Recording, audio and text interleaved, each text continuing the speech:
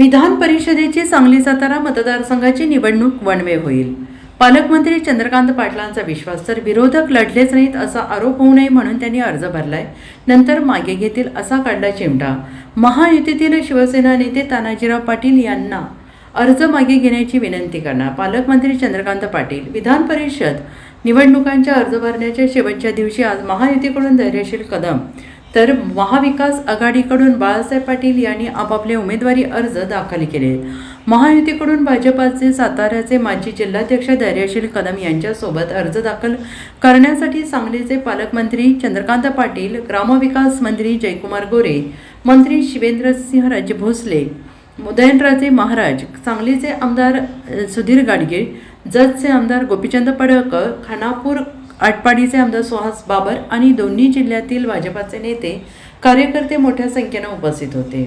यावेळी माध्यमांशी बोलताना पालकमंत्री चंद्रकांत पाटील यांनी म्हटले की आम्हाला पूर्ण यश मिळेल. ही निवडणूक वन वे होईल, यामध्ये माझ्या मनात कोणतीही शंका नाही. विरोधकांनी जर अर्ज भरले नाही तर ते मॅनेज झाले असा आरोप होतो. तो टाळण्यासाठी ते अर्ज भरतात, नंतर आवाहन केल्यावर मागे घेतात.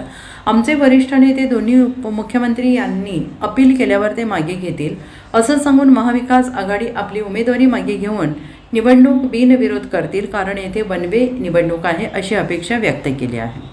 दरम्यान महायुतीतील सर्व नेत्यांनी माझ्यावर विश्वास दाखवून मला उमेदवारी दिली आहे. माझ्या विजयाचा मला विश्वास वाटतो. समाजाच्या तळागाळातील प्रश्न सोडवून मी त्या संधीचं सोनं करेन असं मत उमेदवार धैर्यशील कदम यांनी प्रसार माध्यमांशी बोलताना व्यक्त केले. सांगली सातारा स्थानीय स्वराज्य संस्थांमधून विधान परिषदेवर जाण्याच्या उमेदवारीचा निर्णय होऊन महायुतीमध्ये भारतीय जनता पार्टीने ही जागा लढावी असा निर्णय झाल्यानंतर आमच्या पहिल्या राज्याची पार्लमेंटरी बोर्ड आणि केंद्राचं पार्लमेंटरी बोर्ड यांनी धैर्यशील कदम जे सातारा जिल्ह्याचे अध्यक्ष होते, दोनदा विधानसभा लढले, स्वतःचा साखर कारखाना आहे आणि खूप कार्यकर्त्यांचं मोहोळ ज्यांच्याबरोबर आहे, नेत्यांशी सगळ्यांची अतिशय आपुलकीचे संबंध आहेत, असे धैर्यशील कदमांची उमेदवारी नक्की झाली. आज आम्ही सगळेजणं माननीय आदरणीय उदयनराजे भोसले, माननीय शिवेंद्रराजे भोसले, माननीय जयकुमार भाऊ गोरे, सुहास बाबर असे आम्ही सगळे आमदार खासदार आले आहेत, कारण 4 फॉर्म भरायचे असतात. प्रत्येकाबरोबर 5 असे 20 नेते फॉर्म भरतील असं आम्ही उमेदवारी अर्ज भरला आहे आणि वन वे निवडणूक ही होईल, पूर्ण यश मिळेल यात माझ्या मनात कोणतीही शंका नाही. विरोधकांनी सुद्धा उमेदवारी अर्ज भरलेला आहे. भरायचं लोकशाहीमध्ये विरोधकांनी जर भरला नाही तर ते मॅनेज झालं असं म्हटलं जातं. मग तेवढा आरोप टाळण्यासाठी का होईना त्यांना भरावं लागतं. मग नंतर वरिष्ठ नेत्याने आव्हान केल्यानंतर काढायचा असतो, मग तो आव्हान केल्यामुळे काढला असं होतं. आधी भरायचा म्हणून भरायचा असतो, कारण लोक म्हणतील की काय पैसे घेतले काय, त्यामुळे त्यांनी भरला आहे. आमच्या राज्याचं नेतृत्व देवेंद्रजी, एकनाथजी, सुनेत्रा वहिनी त्यांना अपील करतील की अरे बाबा इतकं वनवे आहे, कशाला सगळं हे 18 दिवस टेन्शन ठेवत आहे.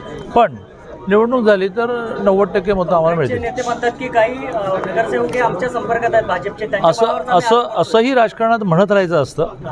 हां, व्यवहारात गरजेल तो पडेल काय, जो करतो तो असं करत नाही. आम्ही कसं केलं, गेल्या आठवड्यात कसं केलं. हां, चला. आमदार बाबर आज दिसत आहेत, तानाजी पाटील अर्ज मागे. नाही, आमदार बाबर हे शिवसेनेचे अतिशय चांगले आमदार नेते आहेत. ते आणि एकनाथजी तानाजी पाटलांना समजवतील, भविष्यात त्यांना काही चांगलं दिलं जाईल आणि तेही उमेदवारी अर्ज मागे घेतील अशी मला खात्री आहे. मी तुमच्या माध्यमातून या जिल्ह्याचा पालकमंत्री आणि त्यांचा मित्र खूप वेळा घरी गेलो आहे, त्यांना आवाहन करतो की ठीक आहे, आता तुम्हाला भविष्यातलं काही ना काही आश्वासन मिळेल, पण तुम्ही मागे घ्या. ओके, चला. Bureau report SVN Marathi, Sangli.